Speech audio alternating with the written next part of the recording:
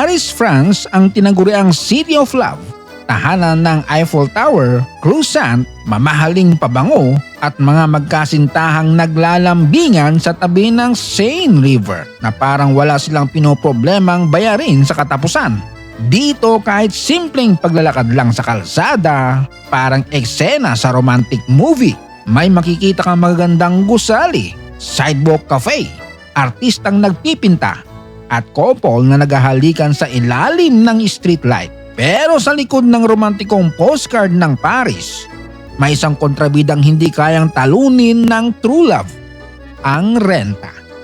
Dito pwedeng libre ang yakap ng jowa mo, pero ang kwartong pagsisiksikan nyo, wasak ang wallet mo, durog ang pinagputahan mo.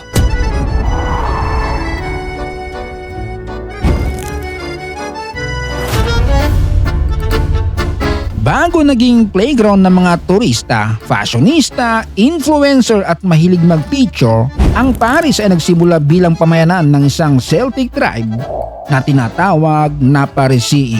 Sinakop ito ng mga Romano at tinawag na Lutetia. Ibig sabihin, bago pa nagkaroon ng luxury brands at social na cafe, matagal na pinag-aagawan ang lugar na ito. Noong Middle Ages, lumakas ang Paris bilang sentro ng kalakalan, relihiyon at edukasyon. Dito rin umusbong ang University of Paris, isa sa pinakamatandang sentro ng pag-aaral sa Europa. Kaya habang ang iba noong araw ay nag-aaral kung paano magtanim, makipagdigma at umiwas sa salot, ang Paris ay abala na sa filosofiya. Para silang kaklase mong hindi lang nag-advance reading, gumawa pa ng sariling textbook. Pagsapit ng ika-18 siglo, naging mahalagang sentro ang Paris ng Age of Enlightenment. Kaya isa sa mga dahilan kung bakit tinawag itong City of Light, hindi lang dahil maraming ilaw kundi dahil maraming ideyang nagpasiklab sa utak ng Europa. At noong 1789, dito rin sumabog ang French Revolution. Nilusob ang Bastille, bumagsak ang monarkiya at natepok ang kapangyarihan ng hari. Sa madaling eksena, nagreklamo ang taong bayan sa mahal na pagkain, hindi pantay na lipunan at abusadong pamahalaan. Kaya nagrevolusyon sila. Kaya kapag sinabing brutal ang mga taga-Paris sa kasaysayan, hindi ito biro. Sila yung kapag hindi nasagot ang hinaing, pati hari, pwedeng mawalan ng trabaho at ulo. Maraming bahagi ng modernong Paris ang nabuo noong ika-19 na siglo sa ilalim ni Napoleon III at ng urban planner na si Baron Haussmann. Pinalapad nila ang mga boulevard, inayos ang sewer system, gumawa ng mga parke at itinayo ang magkakaparehong eleganteng gusaling may cream-colored facade at bakal na balkonahe. Ito ang dahilan kung bakit napaka-photogenic ng Paris. Hindi bara-bara ang itsura ng sentro, planado mga kalsada, taas ng gusali at linya ng mga boulevard. Pero may brutal na bahagi rin ang redevelopment na yon. Maraming lumang komunidad ang giniba at maraming mahihirap ang naitulak palabas ng sentro. Kaya kahit noon pa man, may classic Paris problem na. Kapag gumaganda ang lugar, tumataas ang presyo at unti-unting nawawala ang mga dating residente. At syempre, hindi kumpleto ang Paris kung wala ang Eiffel Tower. Itinayo ito noong 1889, isang World Fair na ginanap upang ipagdiwang ang ika-100 anibersaryo ng French Revolution. Pero noong ginawa pa lang ito, maraming artist at intelektual ang nagalit para raw itong malaking bulok na poste na sisira sa elegante nilang lungsod. Ngayon, yung mismong pangit na poste na sinasabi nila ang pinipilahan ng milyong-milyong turista. At kapag gabi, kumikislap ang Eiffel Tower. Dito maraming nagpro-propose, nagpipicture at gumagawa ng pangakong habang buhay kitang mamahalin. Habang sa gilid may photographer na naghihintay ng bayad at tindero ng souvenir na alam ng baka hindi rin sila tumagal. Romantic ang lugar pero realistic ang negosyo. Ang Paris ay nahahari sa 12 arrondissements na paikot ang numero. Bawat distrito ay may sariling karakter. May lugar para sa luxury shopping, may bohemian neighborhood, may business district, May immigrant communities at may mga bahagi ring hindi mo makikita sa makintab na travel brochure. Ang typical na umaga ng Parisian ay maaaring magsimula sa espresso, pero wag isipin na lahat sila ay nakaupo ng 2 oras habang nakatingin sa Eiffel Tower. Marami rin ang nagmamadali papasok sa trabaho, nakikipagsiksikan sa metro, tumatakbo para sa tren at tahimik na sinusumpa ang taong nakaharang sa escalator. Ang Paris Metro ay mabilis at malawak, pero kapag rush hour, mawawala ang romantic atmosphere.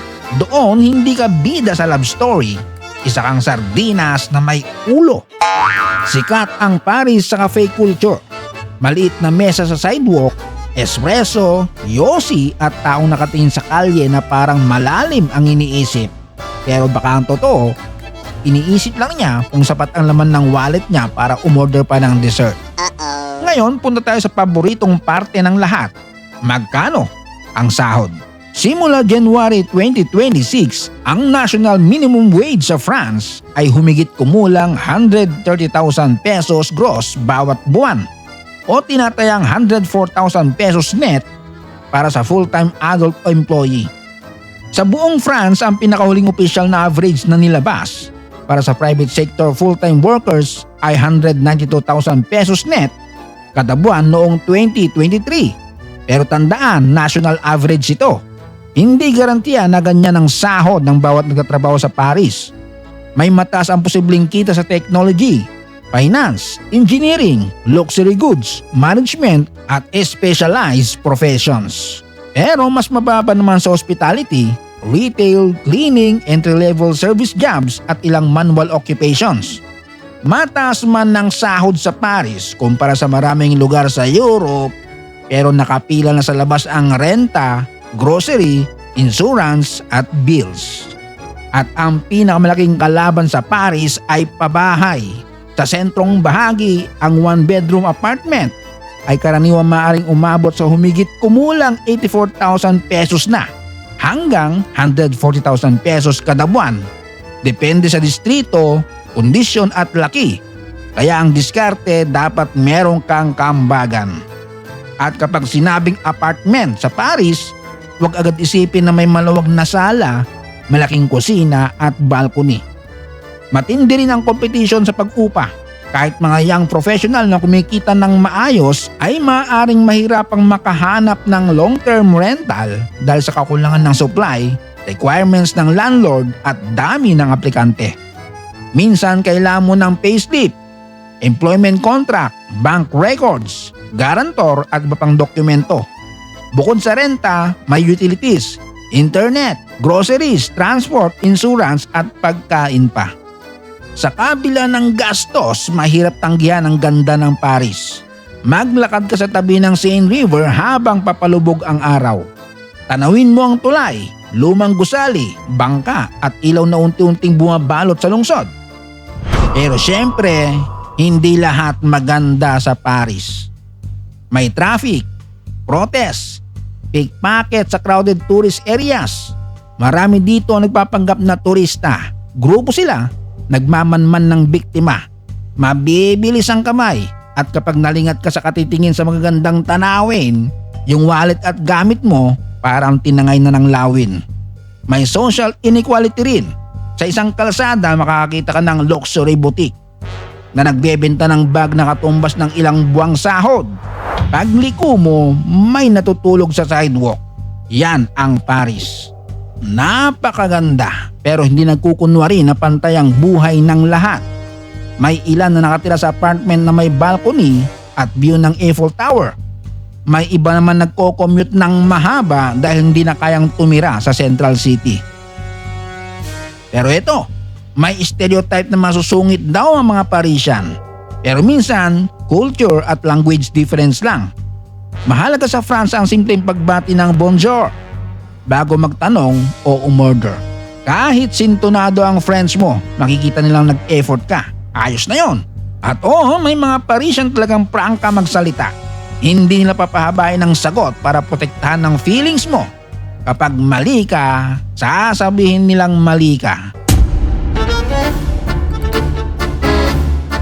Ang isa Isa sa pinakamagandang bagay sa Paris ay pwede mong itong ma-enjoy kahit hindi ka mayaman. Maglakad sa Seine, manood ng street performers, tumambay sa park o kaya mag-picnic.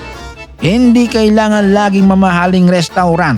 Minsan sapat na ang murang pagkain, magandang tanawin at kasamang hindi reklamo ng reklamo.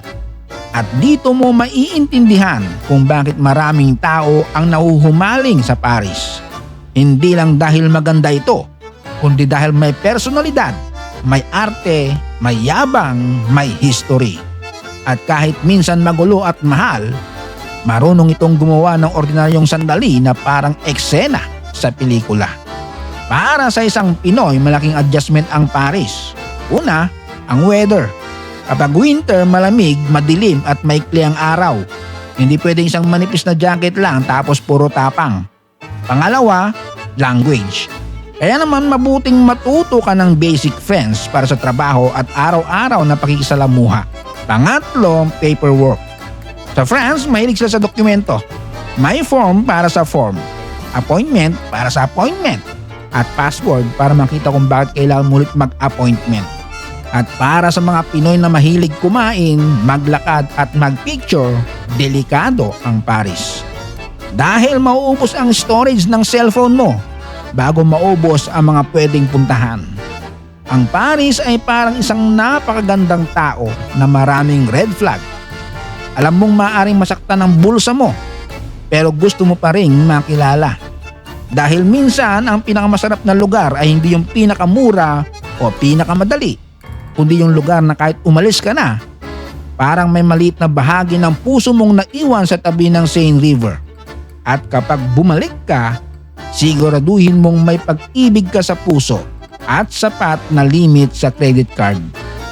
Ito ang Paris, France, City of Love para sa puso at Final Boss para sa wallet. Huwag kalimutang mag-like, mag-share, i-follow at mag-subscribe.